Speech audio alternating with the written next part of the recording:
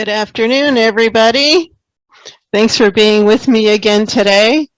I love seeing everybody saying hi and all the great places that everybody's from.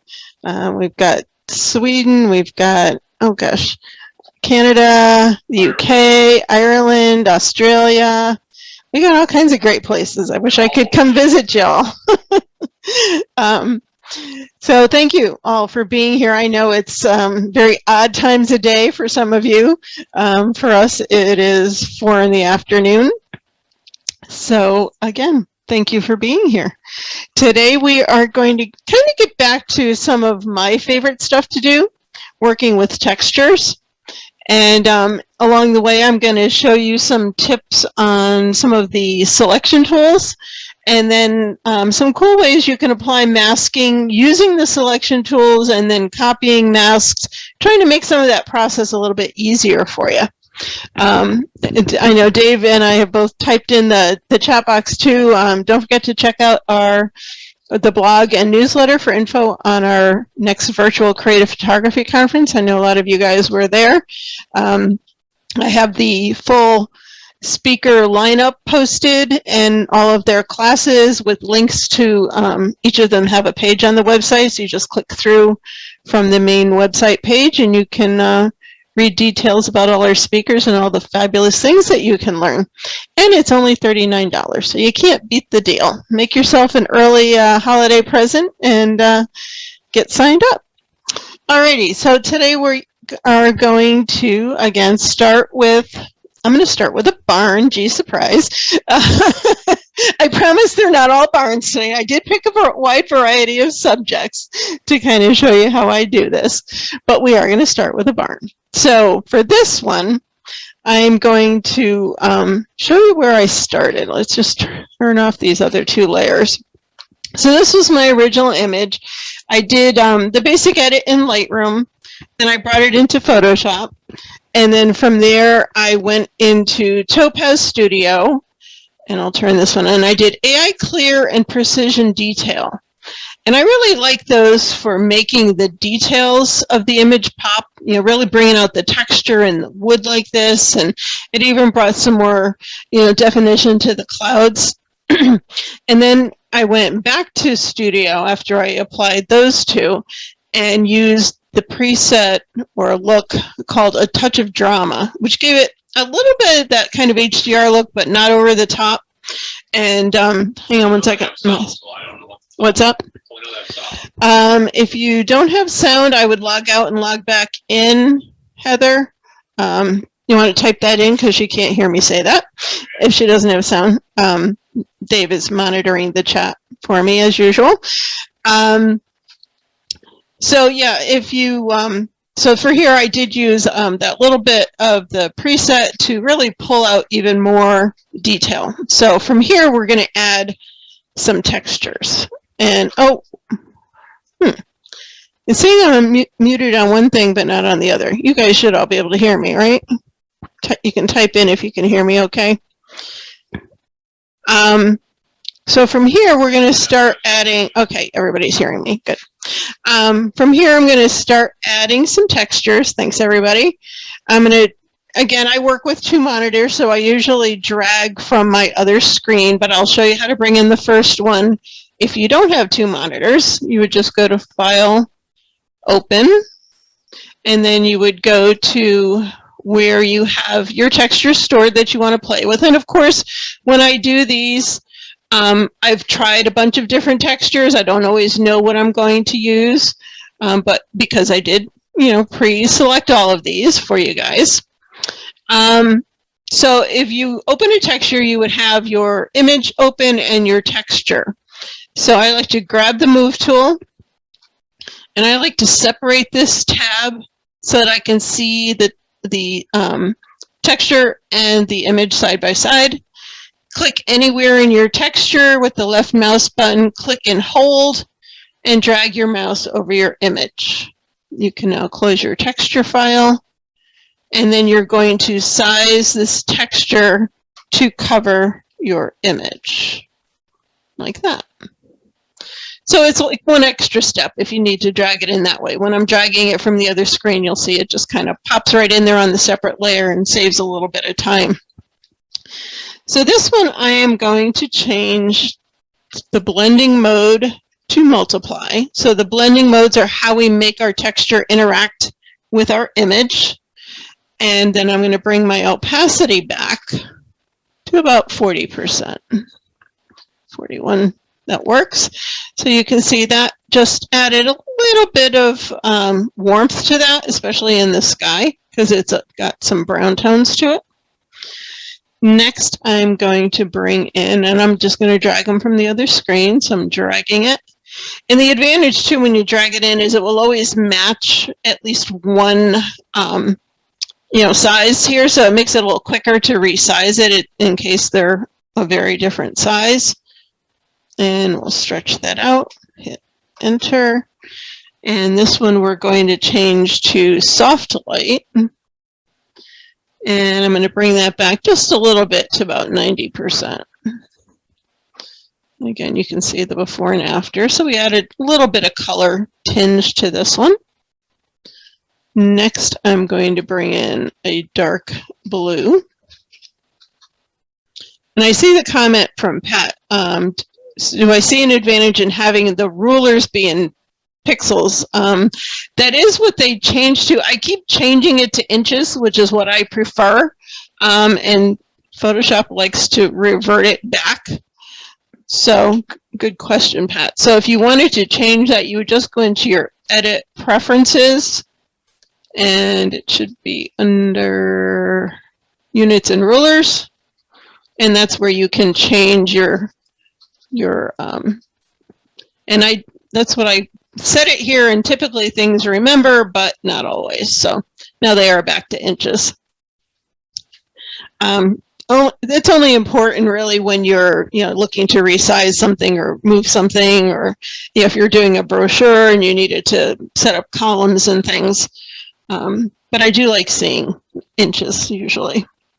Alrighty, so this one we are going to change to soft light as well. And we're going to bring this one back to about 82%. You can see now we've added a little more drama, a little intensity to our sky. And this image could be done at this point, but I decided to bring in an additional border. So I'm going to bring in mine that's called Sketchy Frame. And these are all my textures available on the store. And I got a great discount code for you today at the end of the webinar, so don't log off before you see that. So this one's got this little bit of white in here, and that's just the way it was created, but when we change the blending mode, you're not going to see that. And this set also comes not only with the PNG files, but also as brushes, so you can use it either way. I'm using this here because it's easier to give you this and with the notes when you purchase that. So this one we're going to change to multiply. So what that does is anything that was white is going to disappear, and we're just going to get the black or darker areas. And then I'm going to lower that to about 20%.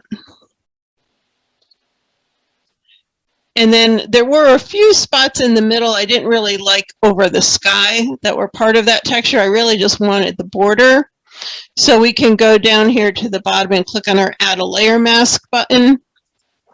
And then I'm going to grab a soft round brush, which is what I'm on. Make sure my foreground color is black. I'm going to do it at 100% to take all of the texture off. And just these couple of spaces in here, and maybe over the building, I'm just going to mask so I don't have any of those stray textures in there. And you can see it up here on the mask where I've gone with the brush. So that's another way of getting rid of, some of the stuff over your texture. Candace asks, does it make a difference about which order you bring the textures in as far as colors from light to dark? Not necessarily. I mean, it can change. And sometimes when I bring things in, you can also drag the layers around, and that will subtly change it. So let's see if we put the dark one on the bottom. Yeah, so just a very slight change. It really depends on the textures as to what it will do when you start, moving them around. Usually I just start, bringing things in. Pat, good question, Pat. Pat says, remind me why your first texture says layer 1 and the others have the names. That is because of the way I brought it in, because this first one that says layer 1, I opened and then dragged it into the image, where these I dragged from my other file so they retained their file names, which is another reason I like to do that. If you were doing it this way, I would probably rename it, the layer, by just double clicking it. And this one is called Watercolor Grunge 2B. So that way you remember what texture it is, because if you look at this tomorrow, like me, you're not going to remember which ones you actually used or where they came from in your files. So that's a good way to do that. Dave asked, why not just paint on the frame? You could paint the frame, but I have lots of borders that I've created, so that kind of speeds up that process, and that's why I like to use those. But you definitely could take a brush and just, darken the edges a little, or do a regular vignette. You can do that as well. So let's see.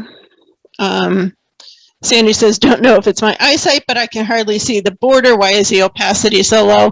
That's just where I decided I just wanted it to be very subtle, but you could definitely bring it up if you wanted to see more of that grunge look.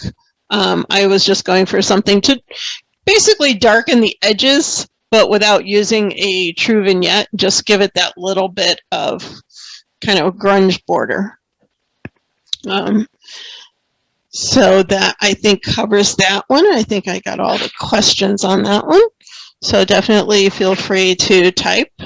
And when you're typing in too, if you can change the to everyone, so that way everybody can see the questions, that would be helpful. And and Dave just posted, if you want to get the notes for today's image, they're available for just $5 on the website. And I'm using 18 different textures today, and you get all of those with the images and the notes. So $5 is a really, really good deal for that, just for the textures alone. Alrighty, so next, I'm going to work with a flower.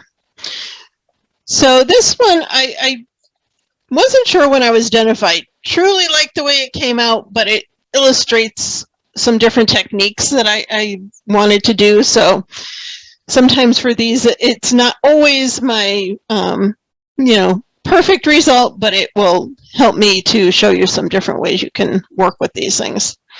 So what I decided I wanted to do here before I started adding textures, I didn't like this green area down here. I wanted it to be the same color as our flower. So the quick way to do this, first I'm going to duplicate my background layer. And I'm going to turn off the background so that you'll see this green go away once I delete it. I'm going to use the quick selection brush, which are up here on your toolbar. And I'm just going to kind of click across that green area. And then we're going to fine tune it because it picked up some of that red. So I'm going to zoom in and move it over. Now this tool I have set to automatically add to my selection. You can see the plus sign in the cursor. If I held down my Alt key, that'd be Option on a Mac, I can take away from this selection. So I'm just going to kind of go along the red area. You don't have to be right to the edge. It's going to do a pretty good job of finding that differential. You give it a couple seconds, and then I'm going to try and pick up this little edge down here. Now I know that I can see this is going to probably have a little bit of green still here along that red edge, which I don't want. So I'm going to enlarge this selection so it kind of cuts into that red area just slightly. So we're going to go up to Select, Modify, Expand. And I'm going to just do 2 pixels. And we'll say OK. And you can see that line moved up just a little bit. So now it's got a little bit of red in here, and it won't have any of that green kind of fringing there.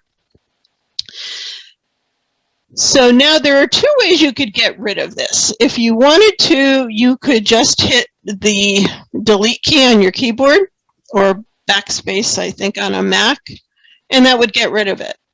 If you prefer to work with a layer mask, first we're going to use the selection to create our mask. So if I added a mask right now, if I just click on the mask key when I have a selection there, it's going to add a mask, but it masked the other part that was not selected. So first we're going to go to Select, Inverse, and now when I add a layer mask, it masked away our little corner down there. So that's a good way to do it if, again, you like working with non-destructive methods. So in case you wanted to go back and change it, you could do that. So now we're going to add some color down here. And the easy way to do this is I'm going to duplicate my background layer with a Control-J. I'm going to turn that layer back on. And then I'm going to go to Edit, Transform, Rotate 180 degrees. And now it's turned that part of the image all the way around. So now this corner from the upper right is actually down here on the lower left. So for this particular image, that worked as a really quick and easy way to fill in that area with that same yellow color. So I thought that was a pretty handy little trick. Alrighty, so I'm going to go back to my top layer, and then I'm going to use my healing brush. There are a couple of little blemishes on the flower that I would fix. And this is, again, personal taste. Some people like, just the way the flower happens to be. I tend to try and clean little specks like that up. And you could just, take a few seconds to do that. And I always do that before I start layering on any textures or anything like that. It's easier to see them. Alrighty, so from there, we've done that, we've done that. So now I wanted to add a hue and saturation adjustment layer because I think this image is just a little too bright. So we're going to go to, actually I'm going to bring down the saturation. So hue and saturation layer, and I'm going to bring the saturation down to about 30. Yes, I was using the spot healing brush. Sorry if I said the wrong thing. You're correct, Don. Thank you. So I brought back the saturation on this one a little bit. So I'm going to bring in a couple of textures. And for this one, I chose some that had some handwriting in them. Again, I'm not sure that these would be my final choices for textures, but it's always worth a shot to try things, and it lets me illustrate a few things for you. Okay, so that's the first one. I'm going to change this one to multiply and bring it down just a little bit, about 80%. So we have a little bit of that one going on, and then I'm going to bring in a second one. And this one we need to rotate. So I'm going to bring this one around this way. And the writing is, for some reason, reversed on this. So we're also going to flip this around. So first, I'm going to go ahead and do that. And the reason we go to Edit to do this is because we only want to flip that layer, not the whole image. So we're going to Edit, Transform, Flip Horizontal. So now it's reading the correct direction. And I'm going to go ahead and move that one over.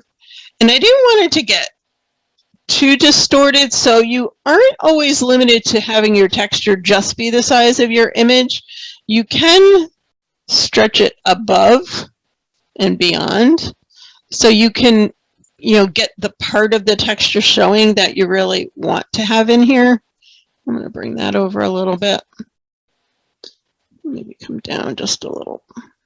Get some of that lighter stuff. We'll try that. And this one I'm going to change to multiply as well. And we're going to bring that way down to about there. And that is our second texture. So you can see we've got some kind of cool things going on in there. And I did decide I did not want the texture over the center of the flower. So I'm going to go back to my first texture, add a layer mask. Again, I'm going to grab my brush, soft brush. This time I'm going to lower the opacity at somewhere around 50%. I just kind of click in the middle. So it's not taking all of the texture off at once because I might want to leave some, but if I want more off, I can just go over it a couple times. And then let's turn off the top layer so we can see this one better. And then just kind of maybe go around even a little bit more of the center. Okay. And then we'll turn the top one on. So instead of applying another mask and doing the same brush strokes, because I want to use that, have the same area masked, I can copy this mask really easily by holding down the Alt key. Make sure you've got that mask highlighted first, not just the layer, but click on the mask. Hold down the Alt or Option key, click, and drag it, and it will copy it. And so you don't have to remask it. And if you want to adjust it, you can always switch your brush to white. Go back to white if I wanted to paint some of it back in. And then you could always make it bigger if you wanted to as well. Oh, on the wrong layer. So you could always adjust it like that. So you're never limited. When you use a layer mask, it gives you all that flexibility to, paint with black and white and create what you want. Any questions? Perfect. All right. So next, let's close this one. I'm going to do, and I'm going to show you the layered file first because I made some changes here in Photoshop. I did this basic edit also in Lightroom, and then I used, I'll show you the original image. It had this bar here and this little piece up here that I wanted to get rid of, so I just did some healing and cloning to get rid of it. And then I copied like this part of the image to a separate layer. So what I did to do that was I used the polygonal lasso tool, and you could just draw something like that, and then hit your Control J to make it a separate layer, and then use the Move tool and move it over. So obviously I did that a little more accurately for that one, but you get the idea. So you can use your selection tools to select part of it, and I'm going to do that on another image as well. And then just create that, and then I merged those two layers, that into this layer, so then I could use the healing brush to kind of blend them together. I just didn't want that huge, hole up there where I took out that other piece. So from here, we're going to do a crop shape for this one. So I'm going to create a merged layer. I want to keep all these layers, but so I don't want to flatten it. And if you've watched any of my webinars, you've seen me do this. To merge all the layers is Control, Alt, Shift, and the letter E. On a Mac, that would be Command, Option, Shift, E. And then I always like to label that as merged layer so I remember what I did there. And then we can bring in our crop shape. Okay, so let's see. What's that? Yes, it is called the claw. I agree, Caroline, because you need lots of fingers to do that. But I always remember it because I'm on a PC as case, Control Alt Shift E. That's another way of remembering the command. Alrighty, so I'm checking my notes here. So we've done that. So I'm going to bring in my crop shape. When you copy the mask on the first layer, does it, I'm not sure what you mean, Judy. Does copied one change? No, it doesn't change either one. If you're just holding the Alt key and dragging it, it does not change it. It only changed because I went back with a brush and changed it. But it will totally duplicate the mask. All right. So first let's bring in a texture first. So we're going to bring in a texture, and I'm going to rotate this one quickly that way. I'll stretch this out, and I'm going to change that to,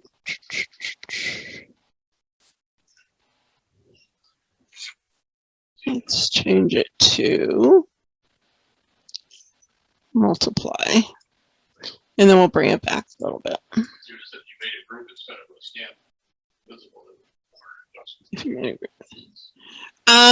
I just happen to, yes, Judy, you could make a group instead of a stamp if you wanted to. There's, again, Photoshop has many ways of doing things. So if you're used to doing it that way, that's perfectly fine as well. This is just the way that I have tended to work. I like using the merge layer because if I'm going to take it into like Topaz or Luminar or something like that, it can only read one layer. So that's why I got in the habit of doing it this way. But you definitely could do it the other way as well for this type of a project. All right, so we have our texture here. So now I'm going to bring in my crop shape. And I should have done that before I merged it. So let's merge these two. Shift E. Okay, so because I want to clip this whole thing to the shape. So let's bring in our shape. These are also in my store. I have some more that I've been working on. I hope to have ready soon.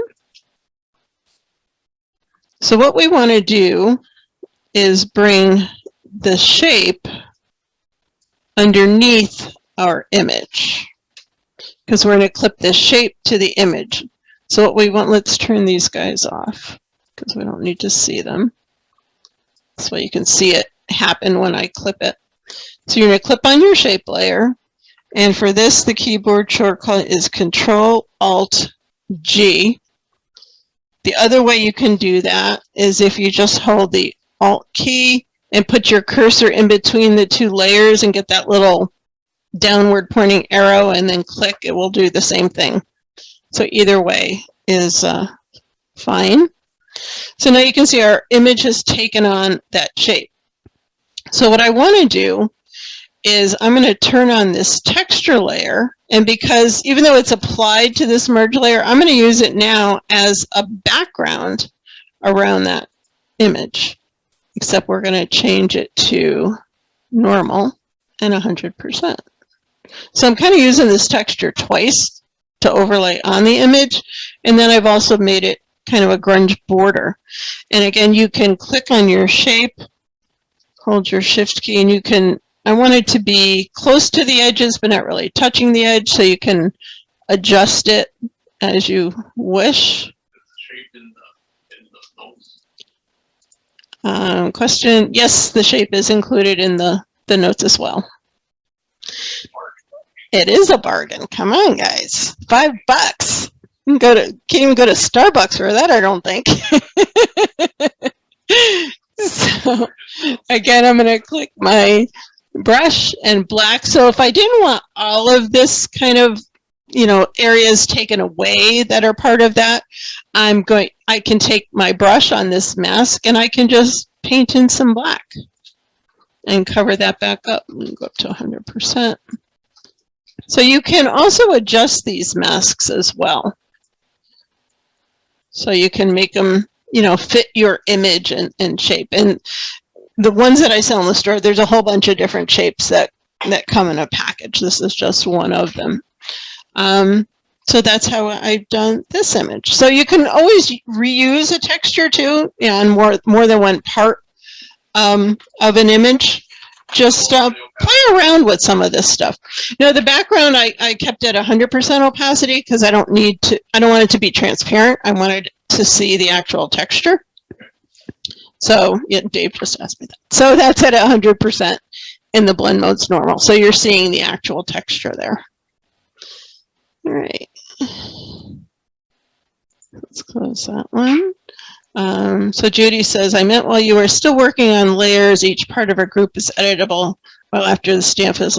Yes, that is correct. So what Judy was saying is once I've done that merged layer, I can't change the layers beneath it unless I delete that merged layer. But it does still keep those layers for you. If it were in a group, then you could go back and change them more easily. And Joan said, how did you bring the texture in under the image? I happen to already have it there because, let me open the finished image for you here. I always save a finished copy just in case I want to go back. So this one I did actually merge things. So once we had our shape here, then the texture was there because I had used it in the previous process on top of this, but you would just drag it in the same if it wasn't already open or you wanted something different. So let's say I brought in, let me just pick one of my other ones. Let's bring in the blue one we used before. It's actually in the wrong place, but let's bring it down there. So you could use that and just, make it to that size. And then there you go. So that would be the blue one. I brought it into the wrong place, so I made it ungroup. But yeah, so this could be any texture that you want. You could bring in 2 textures and blend them. I do that sometimes too. If you wanted to change the way the other one looked, not a great color, but you get the idea. You can blend several as well. Alrighty, so let's move on. I got a few more I want to show you guys. So this one, I started with this guy, and then I did some cloning to get rid of the sky, adjusted the hue and saturation, used my Topaz Studio for AI clear and precision detail. And when I did the precision detail, I only did on the highlights, so it only affected the feathers of the bird. So now what I wanted to do is, I'm going to select this layer. So I want to add some textures over this, and then I don't want them on my bird. Okay, so I'm going to first use under the quick selection, I'm going to click on Select Subject. And that's going to do a decent job of selecting the bird, but I also want to select the post below it. So I am going to add to this selection, and I'm just dragging the cursor because it automatically is on that add to my selection. Make sure I grabbed all of my feathers here. And then to take away, I'm going to click Alt and reselect that. Whoops, that part in there. There we go. So we have the bird selected, his feet selected, and the post that he's standing on. Like that. All right, so I've done my selection. And now I want to, let's see, I want to inverse it so that the background is selection. I should have brought in my texture first, so let's unselect that for a second. Control D. Sorry, should have brought in the texture before I made the selection. So I'm going to bring in one of my bokeh textures. We're going to rotate this. Helps if I read my own notes, right? Get ahead of myself. All right, so we're going to bring this guy in, and we're going to change this to soft light, and I left the opacity at 100%. So now we're going to select our pelican. So let's see if it will let me reselect it. Nope. So let's go back to our tool, select subject.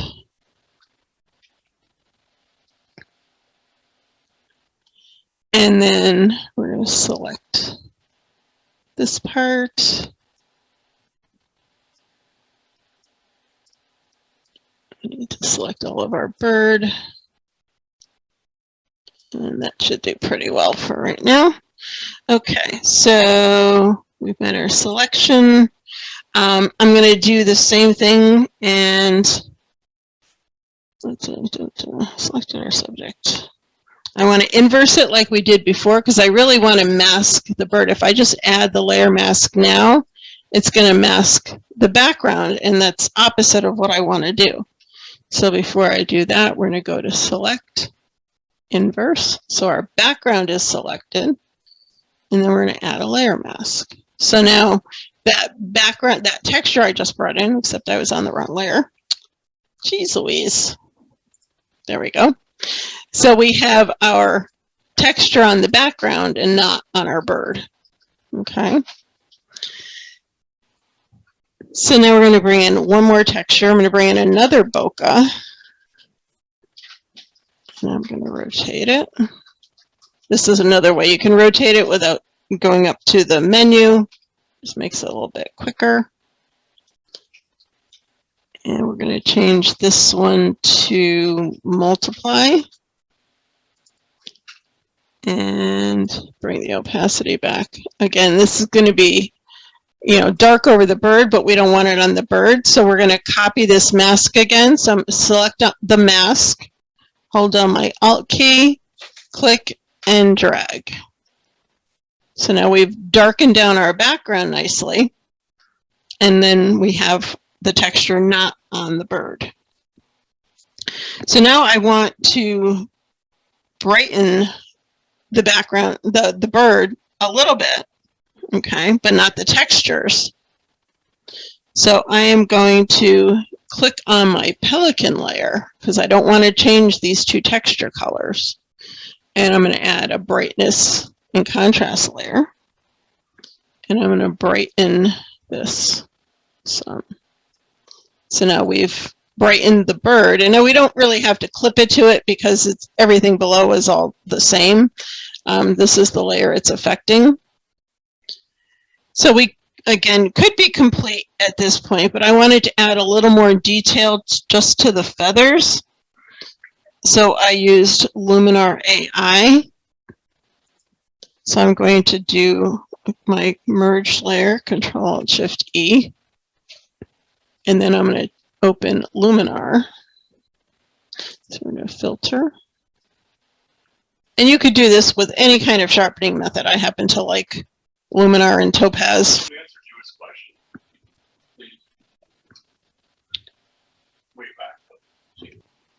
This just takes a second to open. Alrighty, so from here, when you open these images in here, it will suggest templates for you. And it suggested the Animal Friends collection. So I'm going to go ahead and try that and then click on Natural. And I'm only worried about what it's doing to the bird. We're going to take it back off of the background again. So I like the way that looks. So I'm just going to apply that. And then we're going to mask this off of the background. So we're actually going to create an opposite mask. And I'm going to show you how to do that as soon as it returns.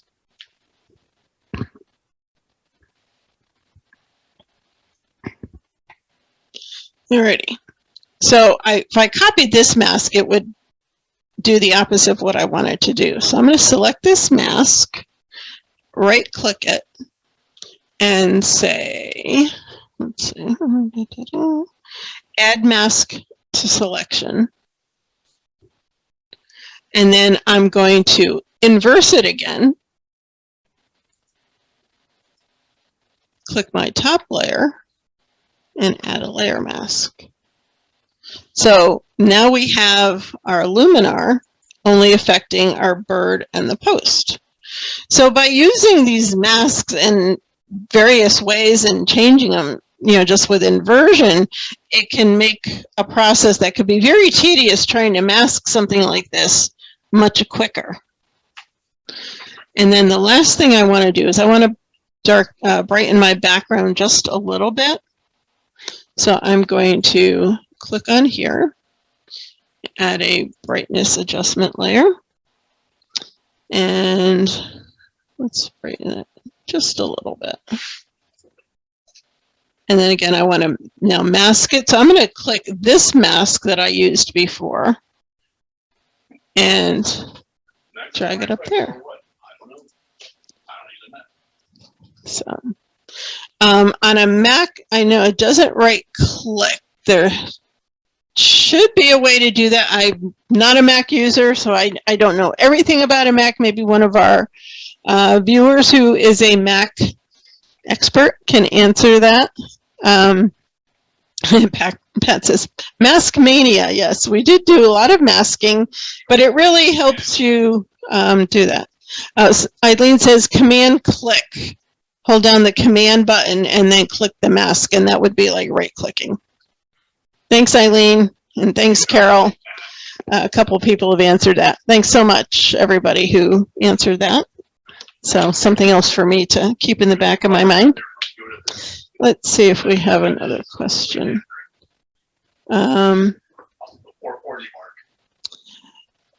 Judith, no, okay, so Judy did go in and explain more what she was talking about with the group. So if you want to go back and read through that, I will also in Thursday's blog, when I post the replay, I will put some of the Q&As so that you guys can review them as well. All right. So let's go on. I've got two more I want to show you.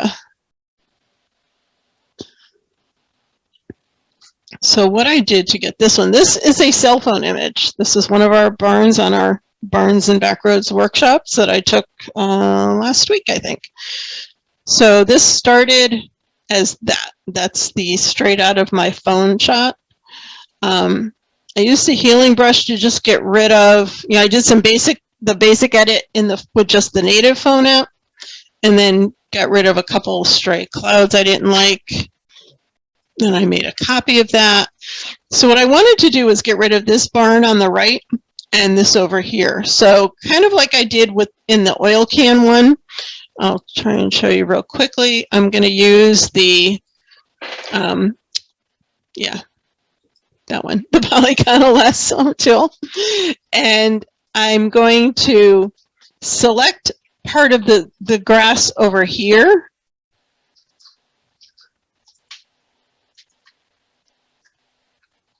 And then you kind of double click when you get back to the end to get the marching ants.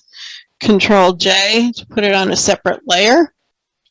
And then use your move tool to move it into position. And if you need to move it just a little bit, use your arrow keys. You can move it 1 pixel at a time. And then I'm going to stretch it just a little because I kind of missed it there. And you can, tweak it to get it perfectly lined up. And then for this side, I could do the same thing. I could actually duplicate that same selection and drag it over here. I probably made a bigger selection, so I also got the top of it. But let's try stretching it and see what happens. We'll have to adjust it a little bit. I would reselect it a little bit bigger, but just so you get the idea. And then if I hold down the Alt key, is it the Alt key or the Control key, it will let me skew it because there's a slight angle to the back of the barn.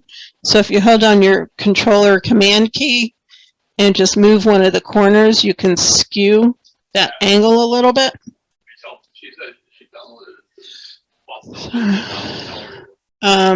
Pat, yeah, I will send you those later, Pat, or check your spam folder too. Sometimes they go there. Emails have been very weird lately. There are some systems, Comcast is the latest awful one, that completely blocks anything with a link or an attachment. So if you do order something from my store, you should get 2 emails back. One will be your PayPal receipt, and one will be from Meredith Images with the links to the products. And if you don't get that email, just shoot me an email and I can send you a direct link. But check your spam folders first, because sometimes they do go in there. It's weird. Emails are just horrible. And it has to do with links, and some things just block like everything with a link. It doesn't matter if it's, they don't know if it's spam or a virus or anything else. But anyway, the joys of the internet. So now I've gotten my 2 pieces into position. These are the ones I created before. So there's our merged layer. So now I'm going to bring in some textures, and we're going to use a bunch on this one too. So first I'm going to bring in this light grunge. Whoops, got to go up to the top.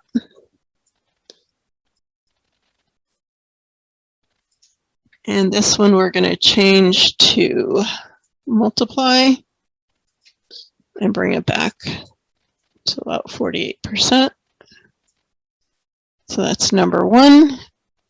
And I'm going to bring in a couple of my Cosmos textures. I just love these, especially when I've got lots of sky. They just add some really cool effects. This one we're going to change to soft light, and I left it at 100%, and it just gives it that very ethereal kind of look to the sky. We're bringing in another Cosmos, and again, I try many textures before I end up with the ones I like. It's a lot of just playing around and trying things out. We'll multiply, and we're going to bring this one way down to about there. And then I also brought in a grunge border, a different one than we used earlier. And this we're going to do soft light.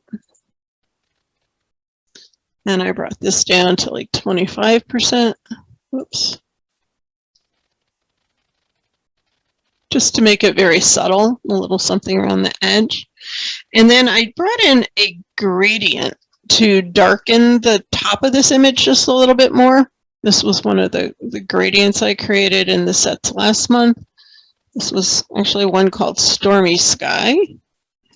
But I thought I would work kind of like almost like a neutral density filter. And I made this soft light and lifted at 100%. You can see how it just brought out the blue in that sky. And then I did bring that below the border because I didn't really need it to make the border darker at the top. So we went from here to there. And then the last thing I did under the gradient layer, so anytime you add a layer, it's going to add above the highlighted layer. So I want to add a hue and saturation adjustment, but I don't want it to affect these 2 layers. So I'm going to click this layer and then add my hue and saturation adjustment. And I changed some of the colors individually. So the reds, I went to 18.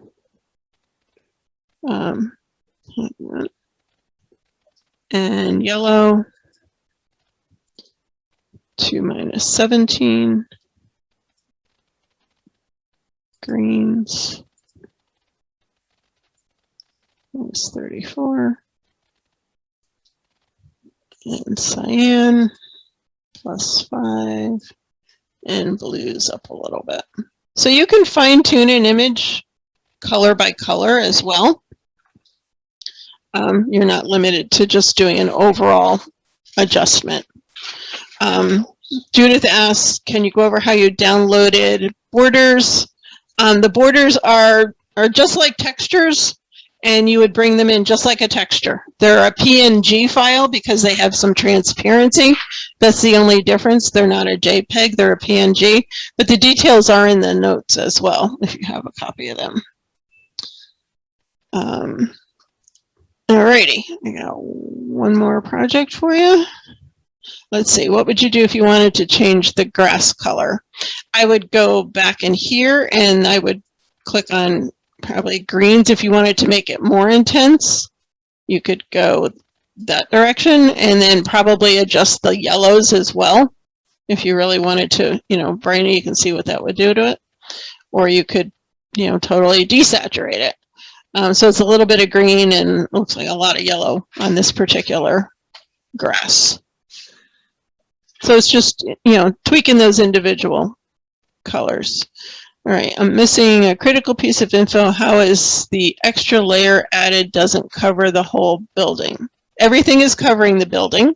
I did not mask anything. So it's just that these are very subtle textures, so they don't show up quite as much. So here's our before, and here's our after. So you can see there is some texture on there. It's a subtle texture, so you don't, it's affecting the color more than the actual texture of the building, and that's why I wanted to up the reds a little to make the roof pop, because it is a really bright red. Let's see. How did you decide to add the stormy sky last instead of first? I decided to do it last because once I saw what it looked like, I decided that it needed a little more darkness at the top. So I thought by using one of the gradients, it would make it the easy way. So you can see that because this particular gradient has a little bit of a yellow tint, that's what also adjusted the grass. If you didn't want it to be on the grass, you could always add a layer mask. Oops. And let me take that. There's like 2 layer masks there. Yes. You have the layer mask, and again, grab a brush, make it black, and you could mask that off of the grass. So it only affected the top part. You could even mask it off the building if you wanted to. Just, you know, doing that. So again, layers, you know, layer masks are your friend. They let you make adjustments and they're non-destructive. So if you change your mind, you go, maybe I want it on the whole thing. You can just go back to a white brush and pop it all back in there again. Alrighty. So let's close that one. And we got one more. And this was also from a workshop about a week and a half ago. A leaf I saw on the ground, I picked it up and sat it on a dirty picnic table. It's one of those white plastic picnic tables in the park. So it had some dirt on it. I thought it made a great background anyway. So we're going to add 3 textures to this one. And these are all pretty pale. So we're going to add this first one, change it to multiply. These are all from one of my watercolor collections. And I left that at 100%. We're going to bring in splatters. Change that one to multiply. And brought that one back about there. And I like textures that also sometimes have like a built-in border or vignette. Saves a step of needing to add something else. Again, multiply. And we'll bring this one back to about there. And then I decided to, let's see, what am I doing here? I added a, I decided I liked this texture, but I didn't really like the color. So a way that you can, I'm sorry, not the texture. I wanted to adjust the colors, and I'm going to add a black and white adjustment layer. So we're going to go up here to black and white and add that on top.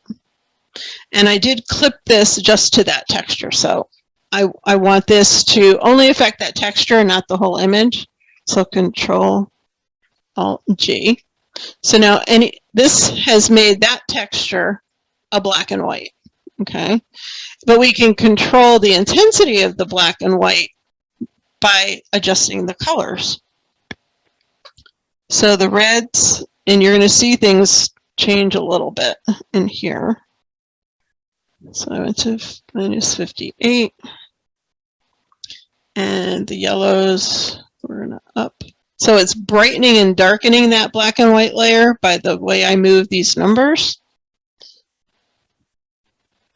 Greens we're going to bring down. Not there, like minus 5-ish. Cyans up a little bit more. Blues and magentas up here. So if I turn this on and off, you can see that's what I did from that texture.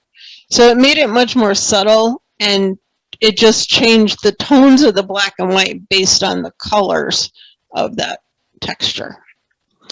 So Judith says, no oak leaves in South Florida, but my niece is bringing one, so she can try it. That would be helpful. I know a couple of the gals who were here last week took a few.